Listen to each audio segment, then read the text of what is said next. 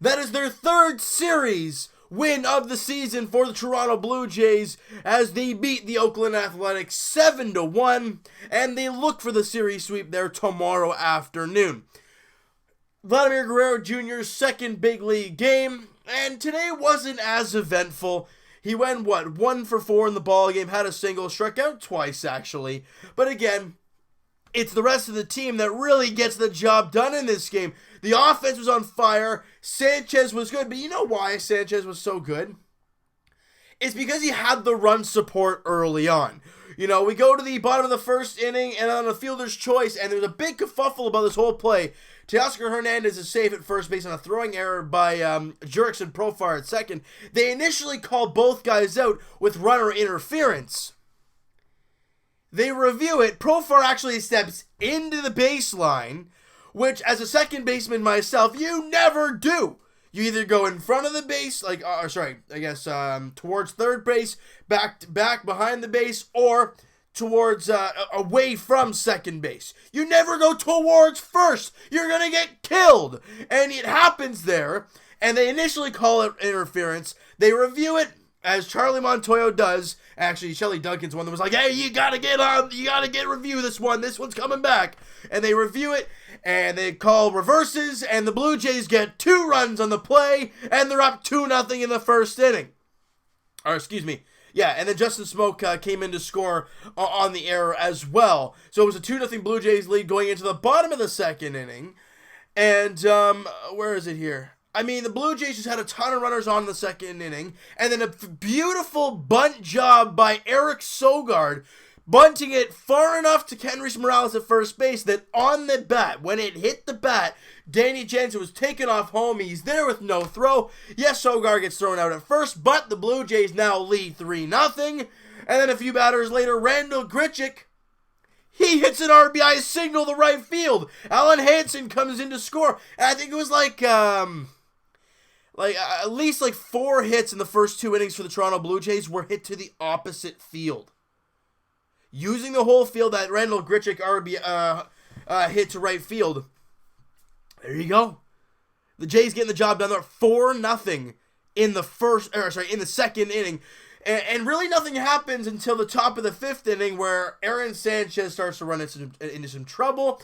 You know, he struggles with his location. His command starts to come off, and he really has a rough top of the 5th inning. However, they limit it just to 1 run, and the Blue Jays still have a 4-1 lead. We go to the bottom half of that 5th inning, and then Rowdy Tellez is an RBI single. Hernandez comes in to score. Then Danny Jansen hits a sacrifice fly. Brandon Drury comes in to score. By the way, Steven Piscotty, what an amazing play he made on that ball.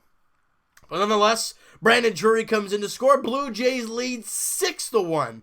And then in the bottom of the 6th inning, Randall Grichuk knocks his 7th double of the year to center field. Eric Sogard comes in to score, and the Blue Jays lead 7-1, and it's just mathematical from there. Gavilio does a good job. Daniel Hudson does a good job, and the Blue Jays win it 7-1. We have talked about it for years, and I'm not just talking about, you know what? Aaron Sanchez and Marcus Stroman. This team will go as far as those 2 guys take this team. And neither of them have been healthy or consistent in the same year. Now, with the Aaron Sanchez scare in the last game, we're all like, I don't know what's going to happen here. But he comes out today, and yes, other than that shaky 5th inning, he really wasn't all that bad.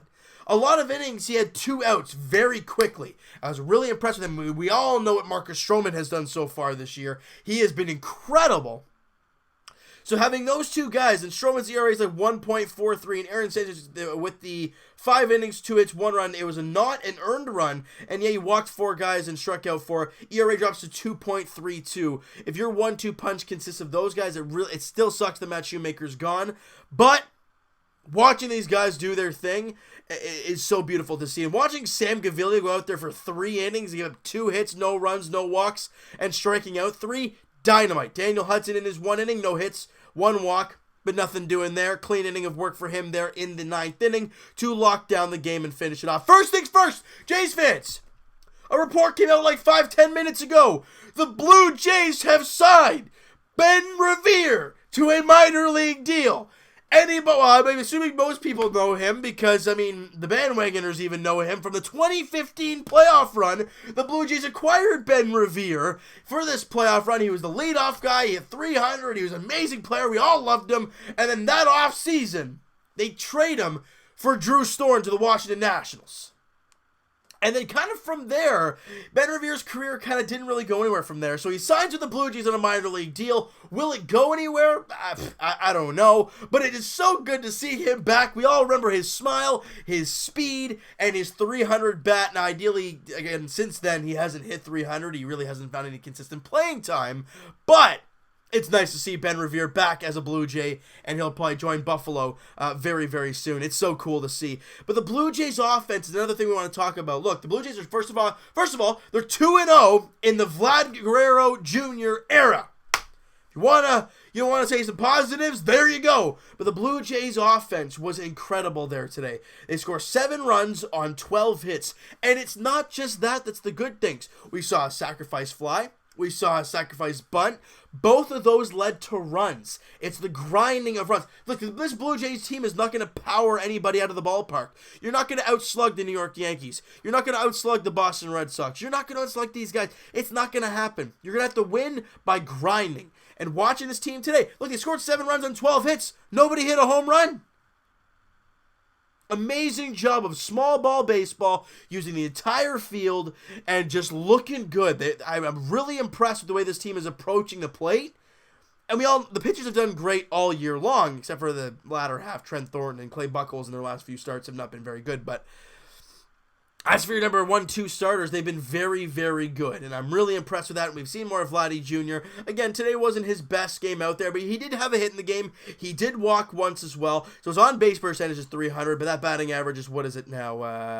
At 250. So, I mean, again, it's not the greatest for Vladdy, but, I mean, it's 2 games. It's like, 8 at-bats? I mean, we're not going to dwell on anything like that. All we know is he's a threat. He's not bad defensively. I've had no complaints. I mean, it's 2 games, obviously, but the plays that I have seen him make has not been an issue, and I'm really loving what we're seeing. And also, guys, what we're seeing is clean baseball. Yes, there was 1 error in the ball game for the Blue Jays, but overall, we've seen some good things. How did that bottom of the 5th inning end? On a great Teoscar Hernandez catch. He runs down a tough ball to the gap and makes the play. If that ball gets by him, it's 2 runs, and it's a 4-3 game. But instead, you make the catch, you keep it 4-1, you get your team on the sticks, they score 2, and you're up by 6-1, you can put your feet up and relax. Imagine if he did not make that play. Hernandez has gotten better defensively. I feel like he's putting up better at bats. We all know his arm. I think he's slowly starting to find himself now. Now let's run through the bats real quick here, guys. Eric Sogard, 1 for 2 in the game with a couple walks. He had a couple walks and the bunt, RBI bunt as well. He had the 2 runs scored, got the RBI. Justin Smoke, 1 for 4 with a run scored and a walk. Grichuk had a great night. He was 3 for 5 with a couple RBIs in the game. Vladdy, we already talked about, his 1 for 4 with a walk. Hernandez, yes, he was 0 for 5 with a couple strikeouts and an RBI and a run scored. But that key defensive play in that 5th inning, a big, big factor of why this Jays team won today.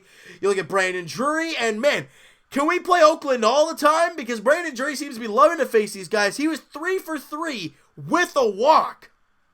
He had a run scored in the ball game. Rowdy Tellez 1 for 4 with an RBI. Danny Jansen 1 for 3 with the RBI, which was a sacrifice fly. Danny Jansen also had a double as well in the ball game. And Alan Hansen 1 for 4 with a run scored in this one.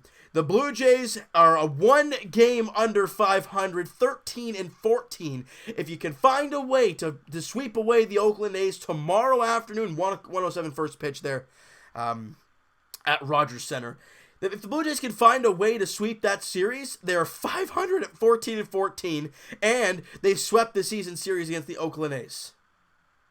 Which I don't think any of us would expect. But we're going to have to wait and see how it all plays out there tomorrow, right? So you know what, guys? Thank you guys so much for listening. And if you guys enjoyed this video and you guys enjoyed the ball game today, smack that like button. I do appreciate that. Hit the subscribe button if you guys have not already. Comment down below your thoughts on this game, the video. all the great stuff. What are your early thoughts on Vladdy? What were your thoughts on Vladimir Guerrero Jr. there today? He didn't make a huge impact, but there were a lot of other guys who got the job done. And if I'm not mistaken, other than Teoscar Hernandez, who had an RBI, which was the first one of the ball game, everybody had a hit. Up and down the lineup, every single person had a hit. Brito didn't get an at-bat, so you can't really count him. But great job by the Blue Jays. What were your thoughts on the bats? What are your thoughts on Eric Sogard? What are your thoughts on Ben Revere? Do you think he's even going to play with the team, or you think it's just more or less a depth move for the Toronto Blue Jays? I think it's a depth move, but nonetheless, it's a good move anyways. What are your thoughts on the Vladdy Guerrero Jr. start to the season for him? Your thoughts on Teoscar Hernandez and all that stuff, and Brandon Drury? Guys, everything. Let me know in the comments below.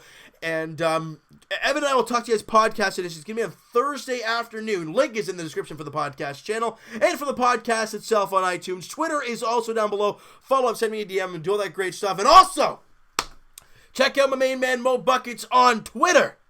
And Blue Jays Wave on Instagram. He does that stuff.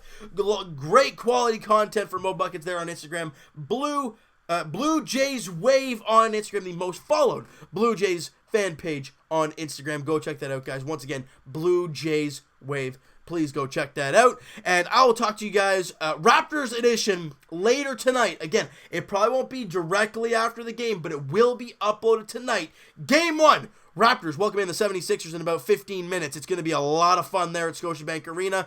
All right, and as for the Toronto Blue Jays, they look for the season and the series sweep of the Oakland Athletics there tomorrow afternoon. Chris Bassett on the mound for the Oakland A's. Trent Thornton on the mound for the Blue Jays. He needs a better start. Because he has a rough last few outings. He needs to get back into the good column. Again, with Storen and Sanchez pitching well, you need the rest of your guys to find ways to win. And you want to see Trent Thornton get his first big league win there tomorrow afternoon against the Oakland A's and put this Blue Jays team to 500.